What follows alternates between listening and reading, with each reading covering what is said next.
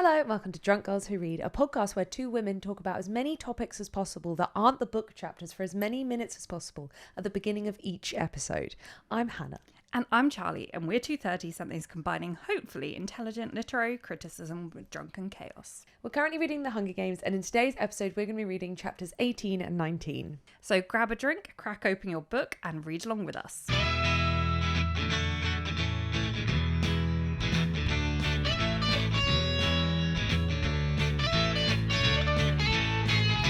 Grab a book, crack open. The thing is, grab your book and crack open your drink also works. I think that's why in the last episode I was finding it so funny, because it's not quite right, but it does work. Hello. Hello. How's you? Ooh. I am great. We just ate Thai food. It was and good. I'm full and good. How are you? Yeah, good. I can feel my migraine easing back in. Oh, so no. that's less than great. Okay, we're on the clock. But we move. It's not like I have to now spend the next hour sat in a boiling room with a really bright light shining into my face, drinking alcohol, which triggers my migraines or anything. So that's okay. You chose a good hobby. I'm going to say you chose a really good hobby. Yeah. I also I always laugh that I picked a career that involves going to a lot of photo shoots where there's specifically flash photography. Yeah. I'm I picked the worst career for someone with a migraine. Yeah. I love Anyway. life choices. Anyway, if you can't tell, it's the same day as the last episode. We've just changed tops to trick you. Don't ruin the movie magic. Don't ruin it. Yeah. They don't know. They've got no idea. They think every episode is live. They do. They get really confused when they pause it. They think we're just really patient and really good at staying still. Yeah. Yeah, should we pause? That's going to be such a bitch to edit when I do the remove auto pauses. Yeah, that's just going to auto go. Yep. Anyway, what else do we do at the top of the episode? What are we drinking? We are drinking a wonderful gift that Lucy gave to us at our live show of our other podcast, Goblet of Wine. We did a live show for the final ever chapter. This is Innocent Gun, the original single malt cask beer, which, maybe we should have drunk it on the Harry Potter podcast, because she said that this is the closest thing to her to what she imagines butterbeer. Yep, we Tasting might it. have gotten this wrong for the Yeah. one to move on to this podcast. But do you know what? We didn't think that through, It's open now. but it's open. So, Cheers. cheers. I've said it before and I'll say it again. All beer tastes the same. No, there is definitely a kind of toffee flavour in there. I'm getting a sense of toffee. Yes, but aside, it just tastes like beer. I see what she is saying. Yeah, I do agree. It's quite like a sweet beer. And it is really nice. To be clear, I say all beer tastes the same. I Yeah, really like beer. It's a very nice beer. It does have a vanilla-y toffee sweetness. I definitely do agree with this is what I would imagine butterbeer to be. I think this is probably as close as I can imagine to what butterbeer would taste like. If you don't know, because you haven't listened to Goblet of Wine, I am on the firm belief that butterbeer doesn't taste like whatever butterscotch nonsense is served by It's Warner disgusting. Brothers. And it's meant to be close to beer. And I don't think I've ever met anyone that likes it, is the No, thing. no. Never. Everyone seems to be in agreement that it's fucking disgusting. I think it's meant to be close to beer because it's said in the books Yeah. it's alcoholic, just like a small beer, like low alcohol. And we haven't found anything that kind of mirrors that. And we have tried a lot of different things, tried inventing things. Yeah, I will say this is 6.6%. Yeah, so it's not weak. So it's not low volume, but yeah, a less alcoholic version of this is what I picture. Yeah, maybe with a little bit more vanilla-y notes. Turn that up a bit. This is really nice though. I like it. I thought this Yeah, was I going to be like rank, it. but it's not. I'm going to Scotland in a week and a half, so I'm going to keep an eye out for this and see where sells it, because I've never seen it before. So I'm going to keep an eye out for this. That's nice. See if I can get it on tap anywhere. Hannah, what Hello. have you been reading? What have I been reading? So, in the last episode we said what I was currently reading. So you've been reading scat jazz. So in the last episode what I'm currently reading, I'm still reading that because, as I said, it's the same day. So I'll do some things I've read in the 2-month break we took. Sorry, something else just entered my mind. I have read a bit more of the Odyssey. I finally got to the end of the introduction. Well done. I wasn't going to talk about that, but I just remembered that. I decided to... And I was speaking to someone, drunkenly, a thing, and I was telling them I think I'm going to give up on the introduction because it's really, really long. And is it worth it when I could just read the poem, then go back to the introduction? He was like, no, read the introduction. And then he was like, which translation are you reading? I was like, Emily Wilson. He was like, definitely read the introduction. And this man had read 4 other translations. So I was like, do you know what? I'm going to trust this weird man's judgment. The introduction was very good.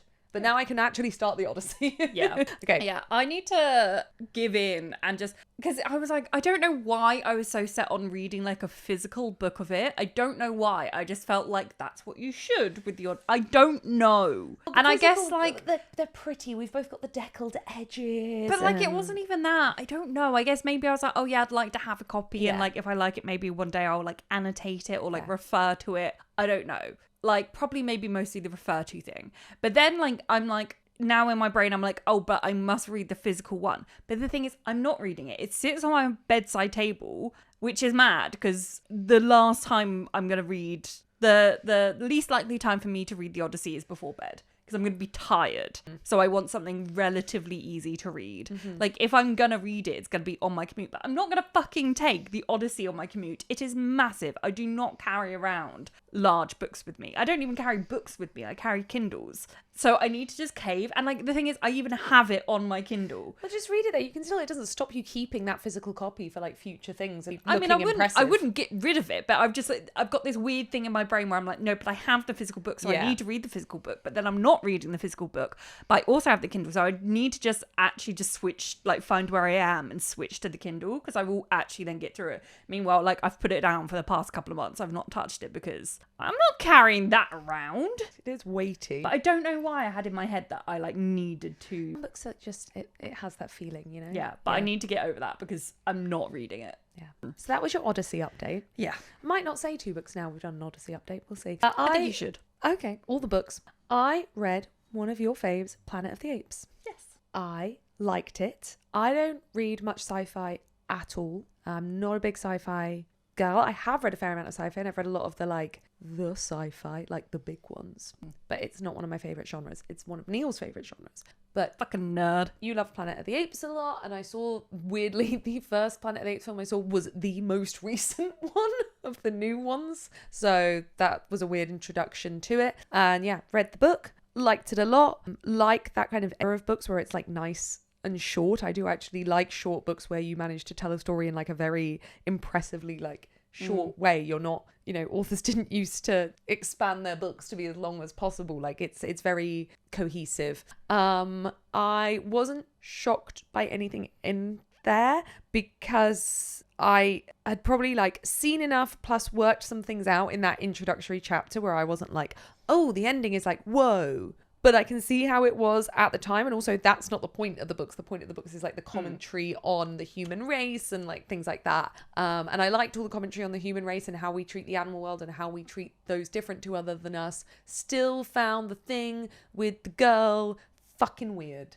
Really fucking weird and creepy. It's not great. It's not good. It's not good. But yeah, enjoyable book. Also impressive translation. Like I never would have guessed that was a translation ever. Yeah. Yeah, they're my thoughts. And then a recent one I read that came out in August was Loved One by Aisha Muhara. It's a book. It's a book about a woman whose friend dies quite suddenly. And then she essentially kind of goes on a mission to collect his stuff, which because he's quite young and he's a musician has been like scattered around. But in doing that, she's piecing bits together about his life that she didn't even know about, but also kind of analysing whether she was in love with him or whether they were just friends, because they always had this like relationship which changed over time. She like meets up with his like last girlfriend and there's this weird like, are they like enemies or actually we could just get on as friends? Is that weird? And it's not the most plot heavy book, but it just goes through kind of this thing about like loss, but as like a young person and weirdly in quite a funny way. And it wasn't brilliant, but it was very enjoyable. It was just like an enjoyable read. Nice. Yeah. I read Gone Girl, which is shocking that it was my first time reading it because it is one of my favourite films. I read it on holiday. It was a very good holiday read. I absolutely loved it. I do think I prefer the film. Shocking. But like not by much. I just think it's a really, really, really strong adaptation. It is incredibly It's brilliant. strong. It's brilliantly cast. Yeah, I found it painful reading it that I really wish I had read the book first. Yeah. But I mean, I watched the film for the first time a million years ago, and I think it was one of those ones, you know, when you just stick something on one day and you don't even like consider if it's a book or you don't know you're gonna love it. So like I did read it like, oh, this would have been so good if I like didn't know what was gonna happen. But yeah, I absolutely loved it. Gave that a 4.5. The next one I'm like hesitant to even talk about because I don't want to shit on like a young queer debut author. But at the same time, I think that it's important to be honest about books. I read The Lamb by Lucy Rose and I didn't like it. And I will say, admittedly, not my genre. Really not my typical genre. However, I did have real issues with it outside of it just not being my genre. Like, that was a short story that got padded out into an entire book. It was very, very repetitive and very, very bloated. And I think it would have been a lot stronger if it was a shorter book. And I think that is the shame with the publishing industry of things having to be a certain length. That's kind of what I meant when I said the Planet of the Apes thing. I think there's this thing of books needing to be a certain length. And I also read recently, and this doesn't count as much for traditional publishing, but is a thing in self-publishing now, especially on like books that are sold on Amazon. You get paid if you're selling online through word, which is why so many books are padded out in length, but that's bleeding into traditional publishing now. And it's not that long books are bad. Authors can have like a lot to say and those word counts are justified, but I'm seeing a lot of books where that word count just isn't justified. This I think it would have been a lot stronger if 30% of it was cut. I also thought that the writing was quite inconsistent and it felt like the narrative was built around a few like really strong quotes and a few like ideas that she wanted to communicate, and then the plot was built around those things. It felt like it was like a dot to dot of a book. Like there were some quotes that were like wonderfully written and incredibly poignant, but so at odds with the rest of the writing style and particularly the rest of the dialogue that it really did feel like she had sat there maybe over years with a notebook writing down like these quotes, these thoughts that came to her like of very poignant things, and then one day sat down with this list that she had accumulated and went, how do I build a book around this? Like that's honestly my instinct from having read it, because they just didn't always, they were great, but they didn't always fit, especially the ones that were part of dialogue where you suddenly had a character speaking in a completely different way, like a character that previously has used very basic kind of simplified backwards kind of language, and then all of a sudden they say like one of the most beautiful poignant things you've ever read, and you're like I really didn't love it, and I feel quite bad saying that, but I think that like the bones were there of something brilliant, and I think she'll probably go on to write really amazing things. And it could have been really amazing if it was a hell of a lot shorter. I also think nowadays, and this is just another problem with the publishing issue, we put a lot of stock in debuts being amazing because books are now so expensive to make. We expect publishers want authors, their first books, to be like amazing and crazy, but like 30-40 years ago people were publishing 6 or 7 books without publishers taking the money away and weren't expecting them to be bestsellers. You had time to build up to be a bestseller. So we do put a lot of pressure on debut authors now for it to be really good when they might become fantastic. And some people do love that book, so a lot of people do. I want to read it now based on this, because I'm like, what will I think? Like I said, just wasn't my genre. But my stomach is making really loud, weird noises. Yum. Stop doing that. Chapter 18. I'm not loving this beer, actually. Maybe all beer does not taste the same. This, I think, it's too sweet. It's too sweet. Yeah, it's not like offensively bad. When I sip it, it's actually quite nice. But when I'm like drinking it a lot, I'm like, I think I like it. I like to sip it. But the moment I sip it several times in a row, I'm like, it's a lot, Chapter 18. Katniss kills a boy. I love the line. So it says, the boy from District 1 died before he can pull out the spear. That's badass as fuck. Yeah. It's just badass from Katniss. Yeah. Just like no thought, just Yep. fucking kills him. It shows the type of person she is, and she analyzes it later, comparing it to like killing an animal, and also recognizes that it's her first direct kill. Yeah. She thinks the game makers will have already given her 2 kills next to her name, so they're counting kills in the Hunger Games as well. It helps with the betting, and she thinks she already has 2 next to her name, but this is the first direct one. Yeah. She asked Rue if there's more. I did not remember. Like, I was like, wait, Rue's alive? Yeah, same. I was like, she's alive. I don't know. I guess it just makes sense. Like, there is like such a thing in films where it's like someone gets stabbed and they're dead. And it's like, okay, no, like, I guess it probably doesn't actually work like that. But also, it's also like, it's kind of, I don't know, like, I found this moment very uncomfortable when Katniss is like literally yelling at her, like, are there more? Are there more? And it's so cold. Yeah. And obviously she more than makes up for it, and it's totally an understandable and very sensible reaction. And once again, she is so fucking logical, because I would have just been like, no, Rue, and I would not have thought, is there anyone else? Yeah. And like, I literally would not last more than 5 minutes in the Hunger Games, for real. But yeah, I was like, oh my god, she got a fucking spear, and you're like yelling at her. They're like, oh, they're more, like, oh my god. Yeah, and not listening to her answer either. Katniss says she has to shout it multiple times. I get it. She's in a state of shock, a state of panic, and this is the right sensible thing to do. But it is quite uncomfortable to read. You're like, oh god, stop yelling at the stabbed 11-year-old. Yeah. So Katniss goes and frees her from the net, and immediately is like, I can't save her, and no one could. Not even like if she was rushed to the capital this moment. There is nothing that can save her. And Rue says, Katniss looks around just to check there's no one else, and Rue goes, don't go, thinking like Katniss might be trying to get up. And Katniss says she's not going anywhere, and she pulls Rue's head onto her lap. Yeah, she's like, there's no point even comforting her, because she knows she's not a fucking idiot. Yeah. Rue asks if she managed to blow up the food, and she reassures her that she did, and then she promises to win for the both of them. And then Rue asks her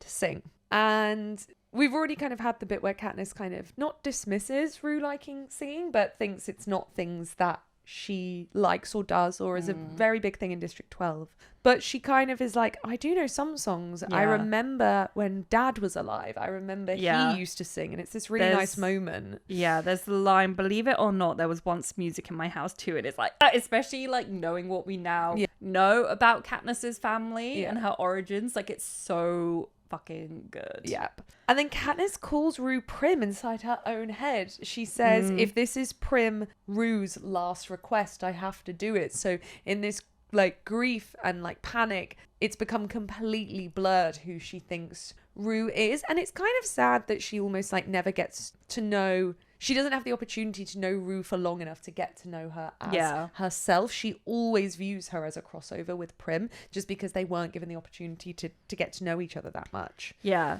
So she starts to sing, and all I can think is that Snow must be so fucking triggered right now. There's another girl from 12 fucking singing in an arena. Literally. I love it.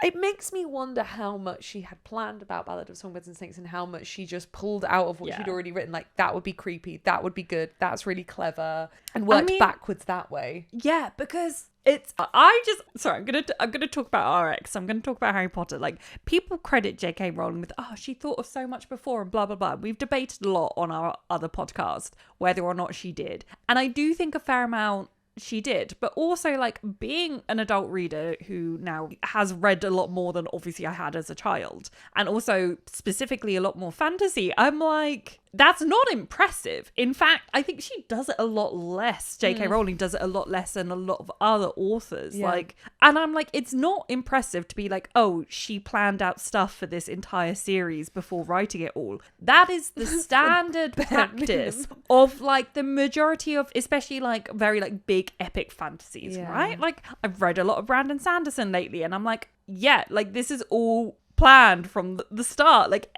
I mean, just every fantasy, it's like that. Like, it is so incredibly rare that you get people that don't plan it, and a lot of the time that tends to be more like romantic-y style stuff. I'm just like, like, this is not something to praise. This is like like within a series you plan it. Like, this is not a big impressive thing, and yet people kind of praise J.K. Rowling for what is basic. But then also a lot of it, I don't think she did plan, because there's several holes where you can tell that she hadn't planned it fully. I guess, yeah, I don't know.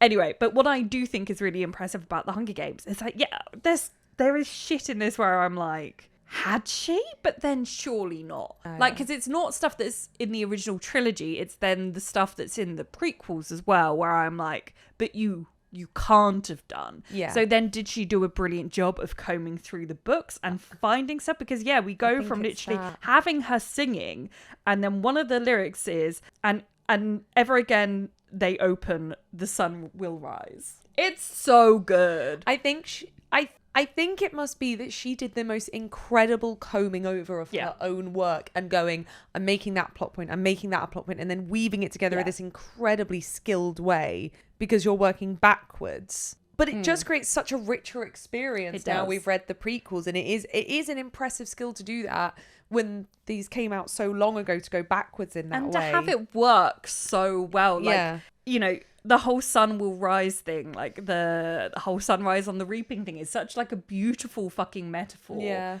that's used so well. Yeah. So then to specifically have that line here, it's such good luck if it wasn't planned. Yeah. So she sings this lullaby and she gets to the end of it. A mockingjay takes up the song following the pattern, and as that happens, Rue dies. Oh my god, we need a shot! Is this our first one? Yeah, I know. This is our first one. Oh, okay. This is I don't know if we'd even said it. We're doing shots for every major death. And we get to decide what counts as major. It is 9:15 on a Sunday. I already have a migraine. I've got work in the morning. This is your fault. Why? I said let's not do major character shots. You said let's do it. I'm going to sing the song. Deep in the meadow, under the willow, bed of grass, a soft green pillow. Lay down your head and close your sleepy eyes, and when again they open, the sun will rise. Here it is safe, here it is warm, here the daisies guard you from every harm. Here your dreams are sweet, and tomorrow brings them true. Here is the place where I love you. Deep in the meadow, hidden far away, a cloak of leaves, a moonbeam ray. I didn't even actually notice the sunrise thing. Wow. Oh, have we just got vodka? Okay. It's a very small shot because Rue is a very small girl. To Rue. Okay. I hate shots. I hate just vodka. Ugh. For a moment, Katniss thinks that she doesn't hate the boy from District 1. This will change in like half a chapter. She doesn't hate the boy from District 1 because as she looks at him and looks at Rue, she sees that he is also a vulnerable child and he looks like a child. So in that moment, she hates the Capitol. And in that moment, she thinks of what Gale said to her before the games. And for the first time, we see Katniss turn this hatred from the immediate of this person's done this to me, it is this person's fault, to hating the system that she is trapped in. And not only does she think about what Gale said before she went in, she thinks about what Peeta said. Yeah. I kind of hate this because it's hard, right? Because I like, and I think that it's part of her character that she is kind of like almost oblivious, or not oblivious, but like ambivalent as well about the wider political stuff. Like she's very just narrow sight, just cares about what's immediately in front of her and the people in front of her, right? And she doesn't think a big picture. And I think that is part of her character, and I think it's important for the plot and like the overall messaging of the Hunger Games. However, in this specific moment, and I'm gonna lie, it's a bit of an ick that it's like, I guess political awakening comes from thinking about the words of two men. Just kind of rubs me the wrong way. It's I never read it as that. I read it as her political awakening being the death of Rue and the death of the child and like a female child. No, it is. It is, but then it's like her specifically thinking about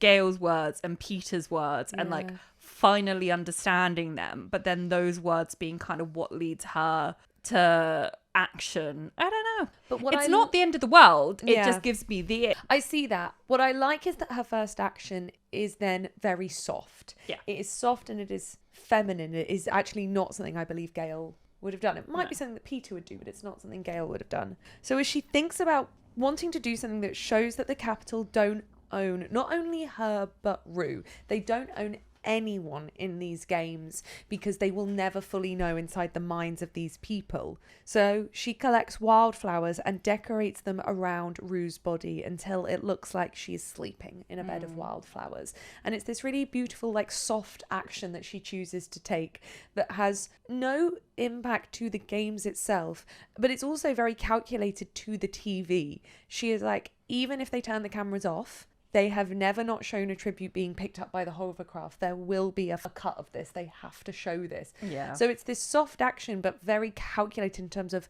what the cameras have to show. And I just love how often we are reminded that Katniss is thinking of the cameras. Like, this is one of her smartest things over and over again in the games, is how much she is thinking about how she is viewed in the cameras. Yeah. So she starts to kind of just wander about aimlessly, like she's sort of in a state of shock, a state of depression. And then she gets a parachute and it's bread from 11.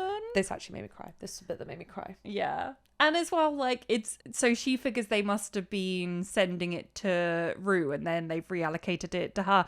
Thresh is still very much in the game. So it's even more... crazy. And I think this as well is kind of evidence that they did show the thing with the flowers to give them such a strong reason to do this, because otherwise surely they would have sent it to Thresh. She also says that they would have had to get special permission from Haymitch. Like, this wasn't like they themselves in 11 could have just sent this to her. They would have had to go through Haymitch. This is an unprecedented thing.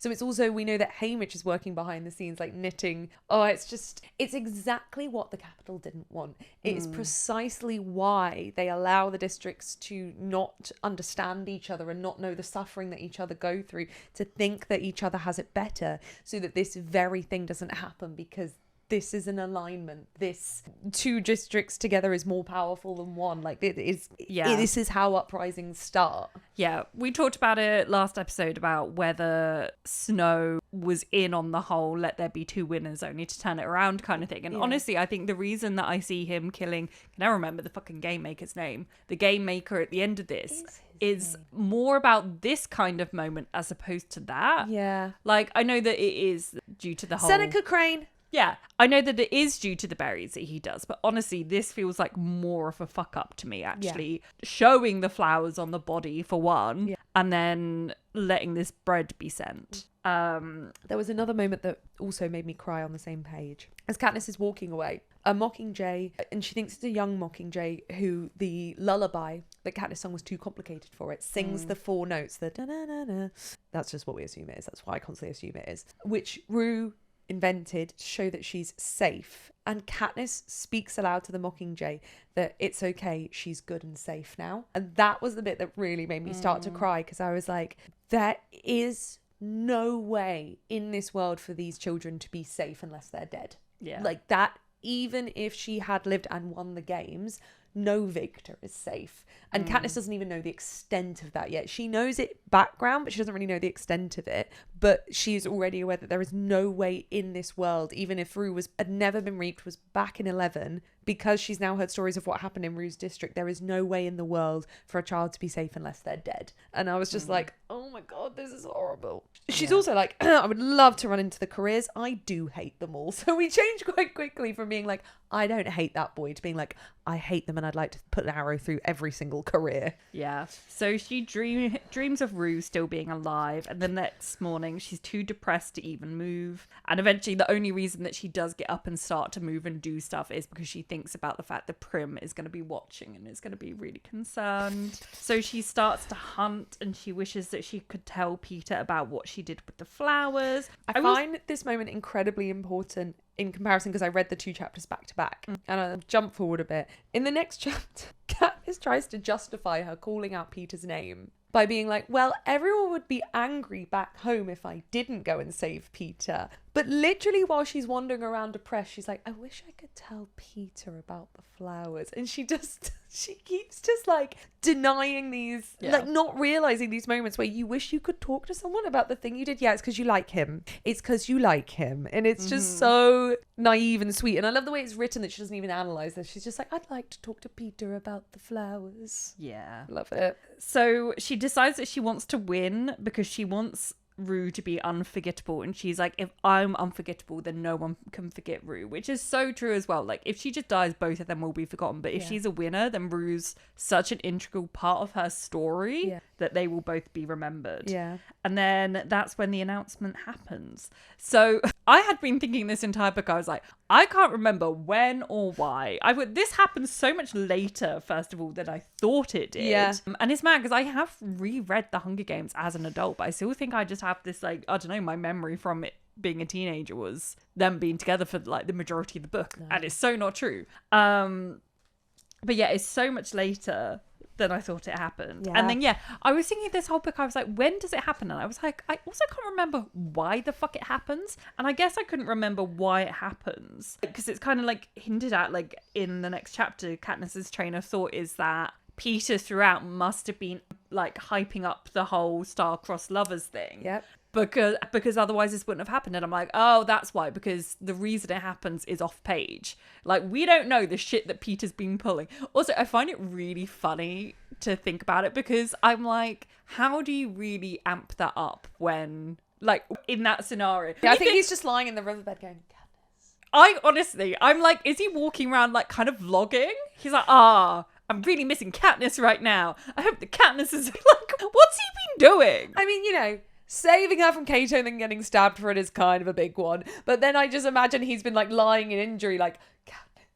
Yeah, because like, I feel like there has to be more than that or they wouldn't have made this massive fucking rule change. Like one, I do think, to contradict myself immediately, I do think that part of the reason they did it was to punish Katniss for the flowers. Yeah. They knew they were going to revoke it as soon as they put it in. This was never permanent. No, exactly. So I think, maybe it was that kind of thing. And this is where you can like picture the meetings happening like they do in the films. You can picture Crane having a meeting with Snow and Snow being like, okay, well, we need to do something about the fact that everyone's obsessed with these star-crossed lovers, like that's causing us problems, like people, you know, don't want this to happen, and then we also need to do something about that little rebellious act with the flowers. And then I can picture Crane being like, oh well, this is what we should do, and then Snow signing it off.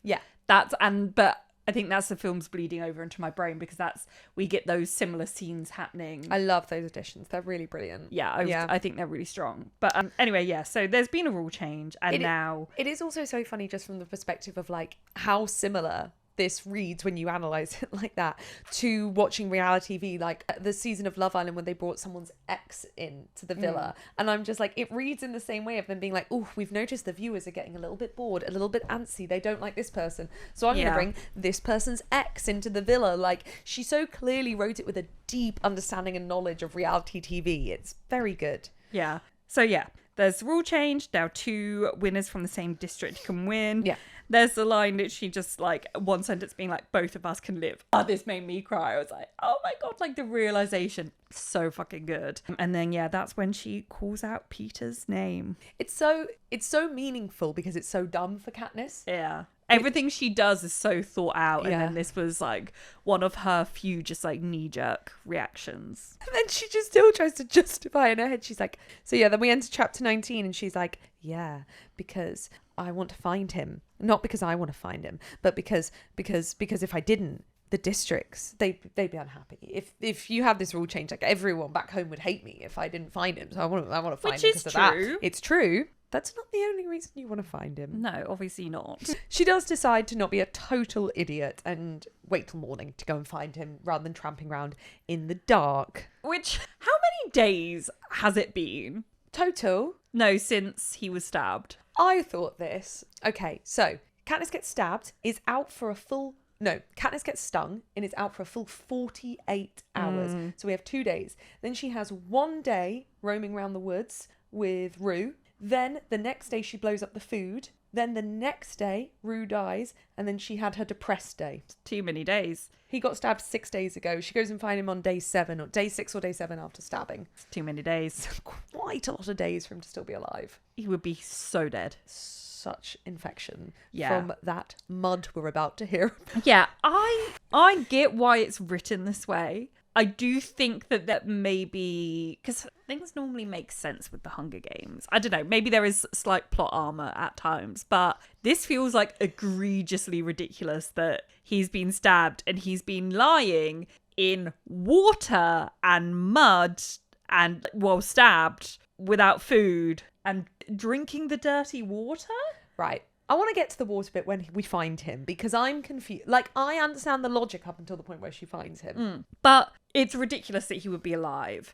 And I do wonder if there was an earlier draft where he gets stabbed off page, like later on than he does. Right, I see, yeah. So we don't know that. The timeline and how long he's been stabbed. Yeah. So maybe it's only like a day before, like, and she finds out, I don't know, by overhearing, or maybe she doesn't find out until she finds him. But I do wonder if his originally his injury happened off page. Yeah. Probably a day before this rule change, and then an editor came in and was like, we need to see this happen. Yeah. And the thing is, Jesus, I thought it was making really weird noises in the mic, because probably picking it up. You do read cases of people surviving awful injuries in really scary environments. Like that whole film where the guy is trapped in the boulder and cuts his own arm off is a film for a reason. Like, this does happen. It's just very it's at the limit, I think, of like, I can believe it. We're at the limit of what I think is possible here. Yeah.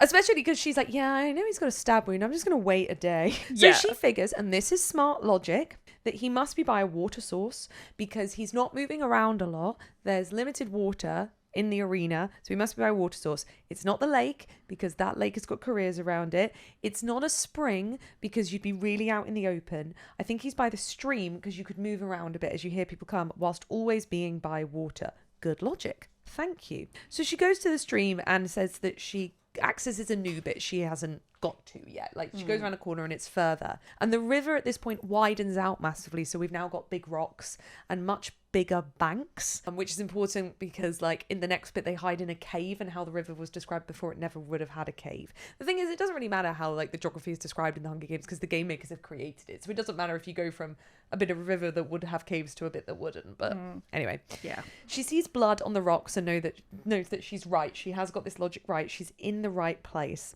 and she's kind of like, okay, I can't see him. Peeta. And he calls her sweetheart. He goes, you here to finish me off, sweetheart? Which is so fucking good. Like, I'm sorry, Peeta is so sexy. Like, his confidence, his sense of humor, like his banter, it's so fucking hot. I'm like, it's crazy that I was ever team Gale when I first read this. And literally, and I don't think, like, I don't know, my memory of Gale when I first read the Hunger Games, not Gale, my memory of Peeta when I first read the Hunger Games, like, my opinion of him was so different to how he actually is, that I can only assume that I was that dead set on not liking the blonde man, which I stand by. But yeah, I think that must be what was happening, because I read this now and I'm like, honestly, he's so hot. The banter for the next 3 pages is better written than a lot of romantasy books I've read. And this is in a teen book that literally says 12 plus on the back. Like, and also I don't think I picked up on it at the time. And also I have reread it as an adult and didn't pick up on this banter. It's so good. It's really realistic. It's flirty. It made me actually fancy Peeta, which is a weird thing to say. I understand it's a 16-year-old boy. Don't worry about Nonce. it. Nonce. But no, I completely agree. I had this note later on, but I always find dialogue, particularly like great banter, the most impressive thing to write. I think dialogue's hard to write. Really genuinely good, authentic banter, I don't understand. I don't know why I can't write it, because I think I'm all right at banter, but I can't write it for some reason. And like, I will say, this is, you know, say what you want about the quality of Julia Quinn's writing. Julia Quinn, her dialogue is out of this world. It's her banter dialogue. It's always really good. Yeah. She is honestly like the gold standard for banter dialogue. Yeah, like romance kind of flirty banter. She does it But great. Suzanne, you didn't need to pop off this hard with the flirty bantering. Like, you are competing with the big romance books here in your dystopian novel. Good. And it's just like Peeta, he's just got so much character. Yeah. Like, his sense of humor is so distinct. And then like Katniss is also such a distinctive character. And then her like I want to say sense of humor, but it's almost like her lack of sense of humor slots into his sense of humor so well. Yeah. Like they just get each other. Oh my God. And now the battery's died. Oh, sorry. Wow. Hannah just violently kicked me and she actually spat at me and said a slur when she did it. That's me. Yeah. So before I get to the rest of the banter, we must talk about the fact that he is camouflaged into the bank of a river. Right, first I'm going to talk about water, then I'm going to talk about camouflage. She goes to the stream because she thinks he must have been accessing water. Yes, I kind of presume, the only way I can presume he has lived for this long is that the wound was bad and he was just in physical pain at the beginning. But because of the bloodstains and the fact we can see he's wiped them, for the first few days he was moving around, eating and drinking fresh water. And it was only days later when he realised he was becoming more and more incapacitated that he camouflaged himself. I'm also kind of assuming the river level is moving up and down a bit so he can, I don't know, lap at some water occasionally, had a leaf full of fresh water that he was drinking from, or maybe he hasn't drunk in 2 to 3 days. He must have drunk in the 6 days, so I think he was moving around a bit before. Even then, I feel like we've had it very clearly established that like she's having to purify the water. That's a really good point. So has he also just been having diarrhea this entire time? Well, like, she's doing it out of a sense of intense safety. Maybe the water is fine. She never tried it without because she was scared. And I guess it is like running water, so Yeah. maybe it's better than like from the springs. And I guess, yeah, like if it's either dying of thirst or diarrhea, like you're gonna drink it. Yeah. But it is quite a funny mental image of him lying in the water, camouflaged, drinking water, and just diarrhea running out of the other end. Well, yeah. The other thing that I don't think the book. I mean, hopefully the water's running that way. What if it was running the other way? Well, this is the other thing. She talks about taking all his clothes off to wash them because of the dirt. I'm like, they'd also be caked in piss and shit. Not to be Nyana and talk about piss and shit. Yeah. They would be caked in piss and shit. And now, If she wasn't on holiday right now, I would dial her in so she didn't miss the piss and shit. Because we know it is Nyana's absolute favourite topic of conversation is piss and shit. yeah. The camouflaging. Unfortunately, the films have ruined the camouflaging moment in its entirety for me because I read this as close as possible in this reading and I was like, obviously it's not like the films. Obviously what's happening here is he's just covered himself in mud, laid a few leaves over him and done a bit of like texture in the mud, and if he closes his eyes, he looks like mud. It is not whatever the fucking film was where he looks like a mossy boulder somehow with like paint that doesn't exist in the Hunger Games. But that moment is so ridiculous. Yeah. It has ruined this bit of the book for me intensely. It's giving like art attack. And the whole, I mean, the line about it being because he's decorated cakes. All he could have done is covered himself in mud and stuff. There is nothing else he can do. Also, he's incapacitated. He's bleeding. We know he's in pain. He hasn't got time to be like, ooh, the texture of this. I'm just going to swirl a bit more red into it to make sure it's... Come on. He's just buried himself in a mud bank. Yeah, surely. But yeah, so she can't see him apparently because he's that good at decorating cakes. And she's like kind of trying to walk about, see where he is, and then he's like, well, don't step on me.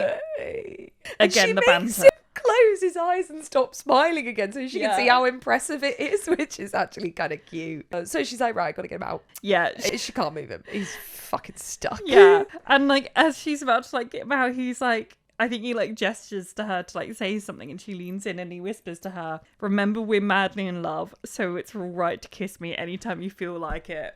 Why would this work on me? Like, and I'm also like, oh my God, like this boy's one-track mind. Like, dude, you're literally dying. You're literally dying. This is the thing as well, and what I find also unbelievable about the timelines of him almost dying and being injured and whatever. It's like, it's so inconsistent. It's like right now he's like, oh, witty banter, blah, blah, blah.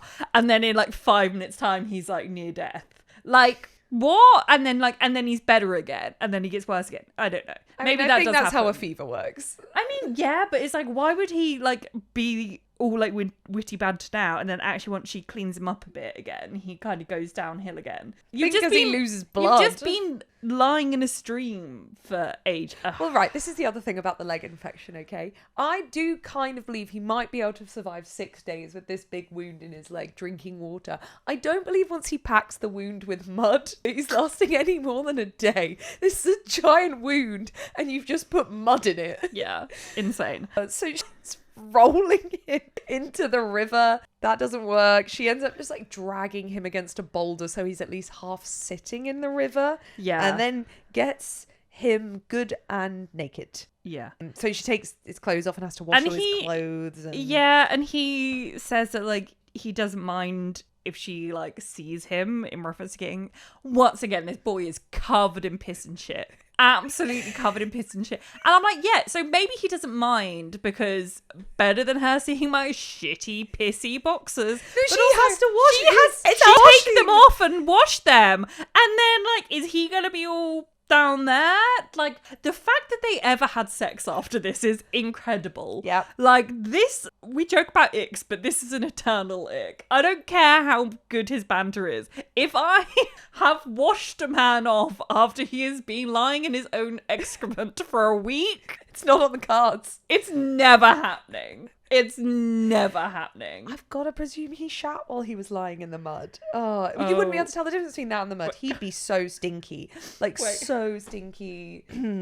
Okay, so she takes it off and cleans his top half. Then she takes his trousers off. Yeah, she does. And his leg is bad. It's really bad. It's swollen and it's shiny and there's pus. And we learn that Katniss, it's not just like, oh, I don't like injuries. She's actually really disgusted and scared by injuries and hates this, and this is her worst nightmare. So it's meant to be this really nice thing of her overcoming her worst fears. And Peter's kind of even being flirty about that. He knows she's uncomfortable and he's like, how do you kill animals? And she's like, it's completely different. Stop talking. She's doing the thing where she's chewing the leaves and applying the spitty leaves to his leg because she wants to draw the pus out. Yeah, again, she's just so intelligent. She like uses the logic that, oh, like if it draws like the infection or whatever, I don't know, out of the tracker jacker stings, then it will work. And I'm like, that's smart. I'm so dumb. That's smart. Honestly, like reading Katniss all the time makes me like, oh, I'm concerningly stupid. This girl her logic is great. Once he's finally clean and his clothes have dried on a rock,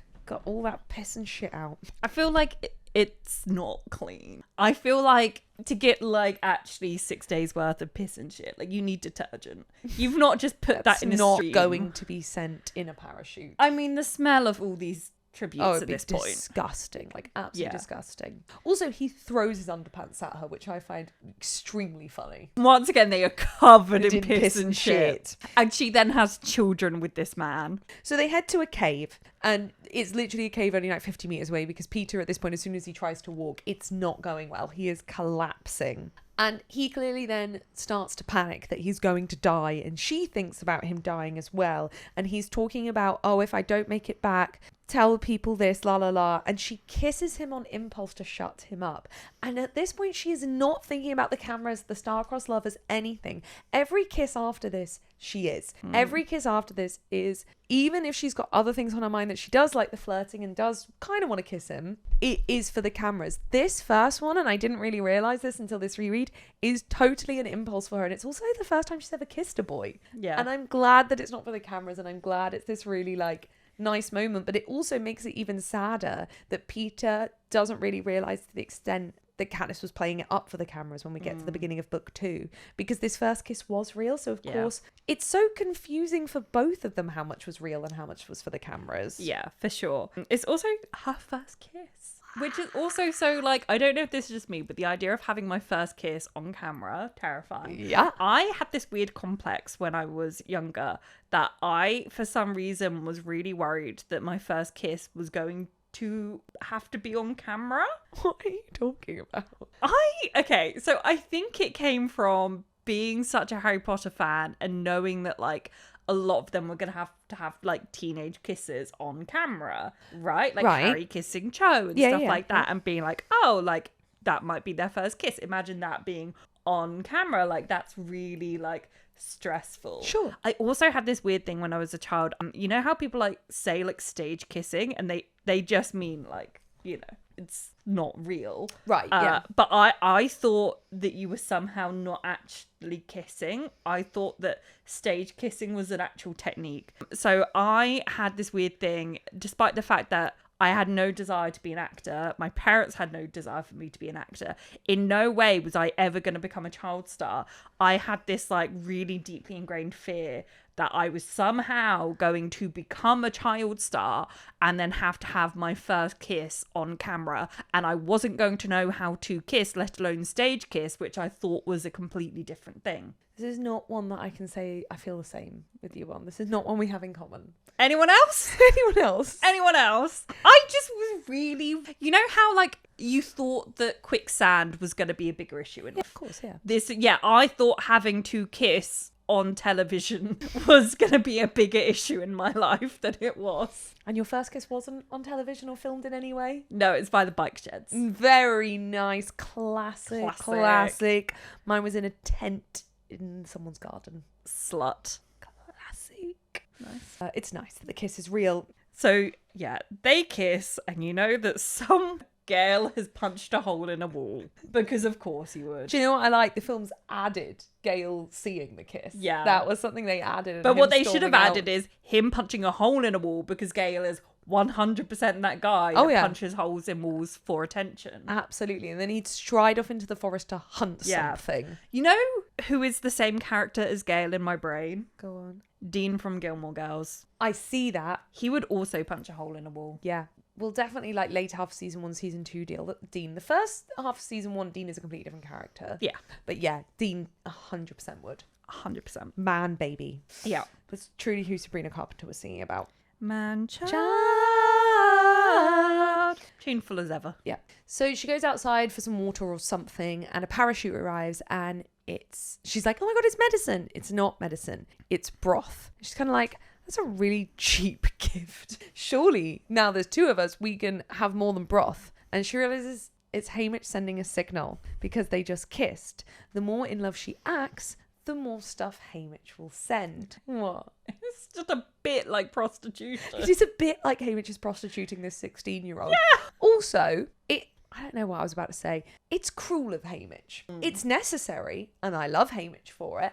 But he's aware Peeta is actually in love with her. Yeah. He's aware that Katniss is just like fucking confused and doesn't know what's going on, and is now never giving her an opportunity to explore that naturally. It's a good thing. Haymitch is like so right in his calculation, but he is whoring this 16-year-old girl out a bit. Yeah.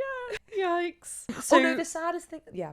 Go. Oh, she goes back in. Yeah. And like kisses him because she's like, well, I've got you for the camera. And Peeta, like, he does something like kiss her hand or like does something. And she thinks in her head, Peeta is a lot better actor than me. Yeah. And I was literally like, girl, no, I can't. She thinks he's a better actor than her. But he's also kind of, in a way, made his bed by like the kind of flirty remarks about like pretending to be in love and stuff. Like he kind of has brought this on himself. Yeah. And yeah, maybe to a certain extent he knows it's worth it, but then it must get really confusing, especially at that age, to separate out what's real and what isn't, especially when I don't think even Katniss knows. I don't think Peeta knows fully. No. Peeta doesn't know her that well. I don't think he is in love with her. He's in love with the idea of her, and then he falls in love with her. Yeah. It's fucking confusing for both of them. Yeah. So she gives him the broth, and he smiles as if he'd be happy to lie there gazing at her forever. If he's not like Peeta, I don't want him. It's so Peeta. cute. I love him. He might He's be one so of my pure. favourite characters just in fiction. Yeah, 100%. She checks his wound and he has blood poisoning. Yes, Miss Twig. Well, that's the next chapter. Oh shit, I didn't break up the chapters in my notes. Stop it. Sorry, sometimes I literally, I don't know how I don't see the like numbers on the page, but I just get so into it that I forget to actually break out the chapters in my notes. It's a very like flowing story in the way that, okay, so other books that are broken up into, this is like general just about writing, other books that are broken up into chapters, and especially thinking about how we normally run the podcast, which is Harry Potter, around the old part, Harry Potter books are very clearly broken up by chapters, which have quite different events and sequences. They often have time jumps. Apart from at the end, you don't really get sequences running on. The Hunger Games, I've realised now I'm this far through, almost does the thing I hate in books where you have absolutely no break from the protagonist, and it's the thing Twilight does terribly, where for no reason we see Bella's every waking moment thought, I went to bed, I ate some cereal, I woke up, I did a poop. Like, I love this about Twilight so much though. I find it. It's like a diary entry. Like, girl, I don't need to know. Funny. She has no idea how to write a book. Just like she can't do time jumps, so it's just you see every fucking school day Bella's ever had In her life. It is hysterical. The Hunger Games does the exact same thing, but it works because why would we have time jumps in a life and death, constantly on edge situation? But it does mean that you don't really notice when you get to an end of the chapter because there are no break points. You are just living in the Hunger Games with Katniss. Yeah, but it says a lot that I get that into it because that's not the first time I've done this in this book. That I literally don't even see the page where half of the page is a big number for a new chapter. I just whoop straight over. Like I'm so in it, which is the best thing in books when it's like, you know, when you like don't even realize you're reading. That when you're so fucking into it that you're just so you're not even conscious that you're just looking at a page. It's like you are in it. I loved reading. I did the notes this morning. I loved it. I was so into it this morning. I was just like, I got to the point where we stopped. Like we made notes on the next chapter, as you just saw, and we both stopped after that. And I was like, I don't want to stop. I want to carry on reading, but that would be get every fucking time. Yeah, like I just want to finish it in one sitting. Yeah, that's so good. Well, you'll have to wait till next time to find out about Peeta's blood poisoning. Hell yeah. Thanks for listening. Thanks for listening. Goodbye. Bye. Thank you for listening to this episode of Drunk Girls Who Read, a podcast by Goblet of Wine Productions. If you'd like to follow us around the internet, you can find our social media links in the description. Or if you'd like to support us further, you can find us on Patreon, where you'll get access to bonus episodes and behind-the-scenes content. Thank you so much for listening to this podcast, and we'll see you in the next episode. Bye!